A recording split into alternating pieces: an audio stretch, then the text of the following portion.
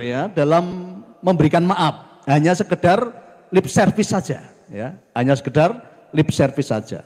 Ini saya memberikan tema, ingat-ingat Bapak sekalian ya, temanya apa? Dendam masa lalu adalah sampah yang akan mengotori dan mewarnai kehidupan kita di masa depan.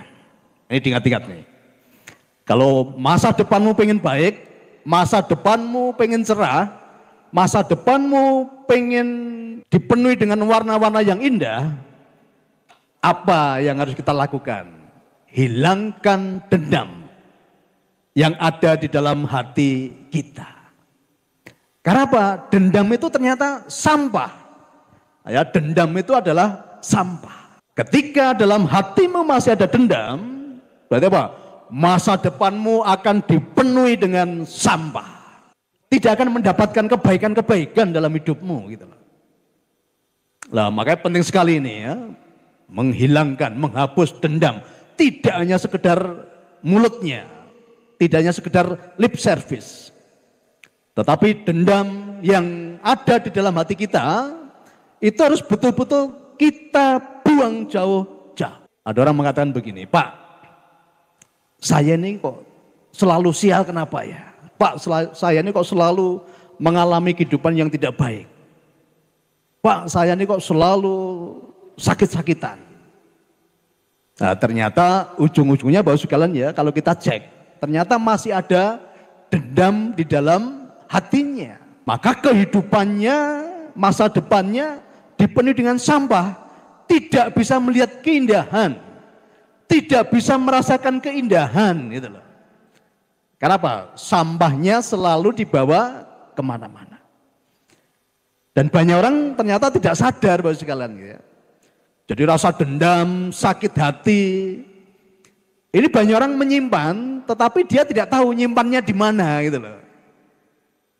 Banyak orang tuh menyimpan rasa-rasa itu, tapi mereka tidak tahu nyimpannya di mana ya. Tetapi juga banyak orang pengen membuangnya, tetapi juga tidak tahu bagaimana cara membuangnya.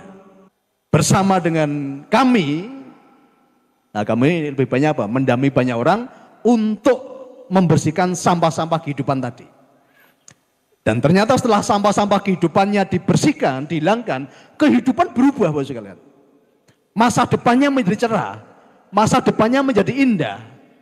Masa depannya dipenuhi dengan warna-warna kebahagiaan. Nah, jadi hari ini saya berharap pulang dari tempat ini kita nggak hanya bisa basa-basi, tapi betul-betul clear, ya, hati kita bersih, supaya warna kehidupan kita di masa depan menjadi sangat indah.